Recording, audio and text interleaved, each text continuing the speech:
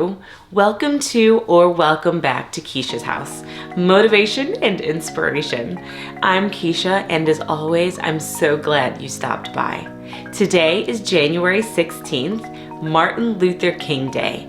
It is a Monday that, yes, many of us may have off from work or school, but the reality is we should be focusing on the life lessons and the life of Dr. King. He was a man of faith. He was a man of advocacy. He was a man of leadership, and his name will continue to live on for generations and generations around the world. And if I had to choose one word to truly sum him up, for me personally, it would be change. And it's fitting that this week I started to read a book called Switch by Chris and Dan Heath. And that book is all about change. In fact, the title is Switch: How to Change Things When Change is Hard. How to change things when change is hard. And I started to think about that. What was Dr. King and all of his peers and his mentors and his family and his community and his church going through when they saw this change that so many people desperately wanted, while so many people desperately did not want? How do you bring about change when it gets hard? How do you do that? Well, when I started reading this book, and I have to say, if you listen to it on audio, it's actually really good as well. And what I like about these authors, they jump right in.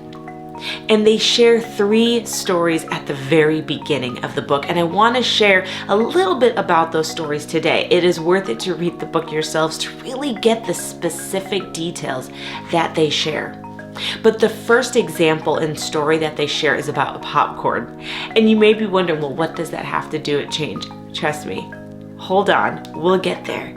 They talk about how they gave thousands of people 5-day-old popcorn and gave some folks small bowls, medium, large, and you know those humongous bowls of popcorn that you get at the movie theaters.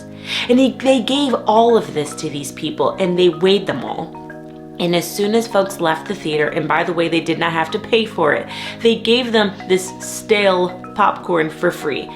Obviously, the patrons did not know that it was 5-day-old popcorn. And when they came out, they weighed all of the buckets, and what they found in their research was that depending upon the size of the bucket, people ate more. The larger the bucket, the more people ate. And when they started to ask the participants, hey, why did you eat so much of this popcorn? They were oblivious. They had no idea that they ate so much of the popcorn. In fact, they had folks telling them, I know my body, I know when I'm full, I ate based off of my hunger level. But they found in their research that that was not true. Because the bowl was so large, people ate more, even if the bowl was not tasty and the popcorn was stale. The second example and story that they shared was one where they had a number of participants come to a lab and they were not able to eat for 3 hours. In that room, once they walked in, it smelled wonderful. In fact, the researchers just made fresh cookies, chocolate chip cookies, and they had chocolates, but then they also had a bowl of radishes. I don't know about you, I don't eat radishes. And they said to these folks, hey, half of you are going to eat the cookies, and the other half, you're only going to have the radishes. Now, mind you, they haven't eaten for the last 3 hours. And these people had to eat these radishes staring at a bowl of cookies. Okay, all participants passed with flying colors, and none of the people who ate the radishes cheated and ate a cookie. Well, then they gave all these same folks another task. They had to draw out an image without picking up their pencil, and it had to be perfect. Obviously, it was a task that was impossible. But what they found was that the individuals that were eating the radishes, they gave up in about 8 or 9 minutes. Whereas the people who were eating the cookies, they spent double the time trying to figure out this task. Now again, there are a few small nuances of this story that you're going to want to read the book to get, but that was the basic gist of it. They found that these people were just so tired because they were so frustrated with those radishes, they gave up on their task. That had nothing to do with eating the radishes. And the last story was this. I believe it was West Virginia or maybe Kentucky, where they realized they targeted this specific city and they did a marketing campaign.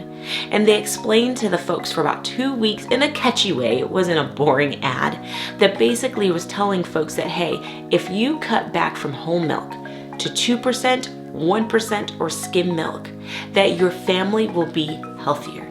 They're not saying join a big fancy diet program or plan. They specifically were telling them make one change. And in fact, they said something along the lines of that whole milk was equal to like 5 slices of bacon. But by sharing this information, they found, well, people started going to the store and changing what they were purchasing. They found that American families, they don't care what milk is in the fridge. If it's there, they're going to drink it.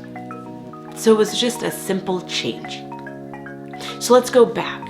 In that first lesson with the popcorn, they learned that it wasn't the individual, it was the situation. The larger the bucket, the more they'd eat. Is there a situation in your life that you want to change? But here you are thinking that I'm the problem, or this person is the problem. When in actuality, you may need to take a step back and look at the situation. Is there a person, place, or thing that you need to separate yourself from so you can achieve your goals? In the story of the radishes and the chocolate chip cookies, what they had found was that the folks who were eating the radishes had a ton of willpower, and they fought and fought and fought to eat those radishes and not steal a cookie. But when those same people were given another task, they were tapped out.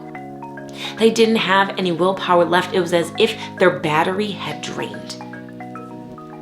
Do you find yourself starting off the day strong, and by the end of the day, you promised yourself you were going to eat healthy all day, and at the end of the day, you're sitting there with a bucket of ice cream and a spoon and you don't know how you got there? I know that's a funny little story. And I know that, eating some ice cream at the end of the day is not going to change your life. But the reality is, it's those small things that if we can start to recognize when we're getting burned out, when we're getting tired, when we're exhibiting all of this willpower and we just need a recharge, but we don't recharge ourselves and we go into another task and then we fail, are we able to recognize the correlations? And then in that third task, they found out it's not that these people didn't care about their health. It's not that these people didn't care about the health of their families. They just didn't have awareness. Is there a change that you want to make in your life, but you're just not sure how to make the change? That's powerful. It's our situations. We're getting burned out. And then we just don't have the awareness. And if we can increase one of those 3 things, just one of those 3 things, what could that mean for our success this week? So that leads me to our quote for this week. And of course, it's a quote from Dr. King, and it goes as follows. Change does not roll in on the wheels of inevitability. Inevitability means that's just going to happen. We just can't expect change to happen. So change does not roll in on the wheels of inevitability, but comes through continuous struggle. Change comes through continuous struggle. And this is the thing. I don't think anybody likes the word struggle. No one wants to think of struggle because it's been painted as this negative word, but a struggle can mean awareness. It doesn't always come easy. It's really looking at ourselves in the mirror and looking around us, looking at our situation, looking at the people that we are allowing into our lives. in saying that should those people be there? Should we allow those people to be there in our inner circle, affecting our hopes, our dreams, and our aspirations? It's not always easy to find that time to educate ourselves. It's not always easy to find ways to recharge our batteries, to keep pressing forward when we come against a difficult situation. You know what I love about Mondays? It's a new week. It's a new week that we get to take the things that we learn and we get to use these quotes. We get to reflect on them, make a plan for our week, and press forward. Yes, today is a holiday. Yes, today is Dr. Martin Luther King Day. But just like he pushed through change, just like he made people aware, just like he recognized that the situations had to change, just like he recognized that people got burned out and they got tired, he knew change wasn't going to just happen. It was going to take struggle, sacrifice, time, and for him, it took his life. And for some of us, if we don't make some changes in our lives, we will sacrifice our lives. Oh, that's heavy, I know. But take this information, meditate on it, make this week count. Enjoy your day. Until next time, I'll see you soon.